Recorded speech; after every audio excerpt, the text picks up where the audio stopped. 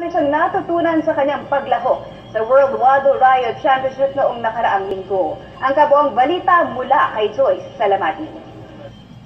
Aminado si Philippine Young Karateka John Enrico Vasquez na marami pa siyang dapat matutunan bilang isang atleta.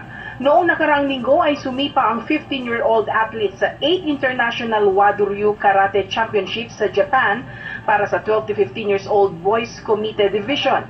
Pero yumukod ito sa kanyang semi-final bout kontra Japanese opponent.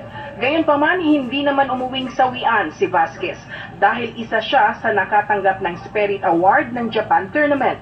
Sa panayam ng PTV Sports, naniniwala lalo't dekalibreng mga karatekas ang kanyang nakaharap dito, partikular na ang host Japan.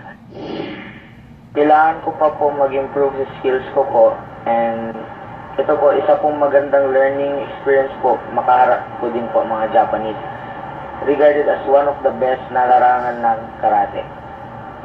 Aside, I played in a Wado Ryu committee rules which do not score on curve, counter, reverse punch. Hindi po sila nagpupuntos na. Kailangan po sa Wado Ryu rules ay straight punch lang po. In WKF, punch is 1 point yung curve po. Samantala, nagsilbi rin umanong motibasyon ang karanasan sa Japan para sa mga nakalinya pang karate tournament sa kanya sa hinaharap, gaya ng Malaysian SEA Games sa susunod na taon. I have enough time to prepare for my incoming competitions. Magpe-prepare pa po ako ng mga susunod po na laban, pag-aandaan ko po lahat. But proud to say naman po that I defeated 2 Japanese and considered as one of the top 8 players in the 12 to 15 years old boys committee in the World Wado Karate Championship.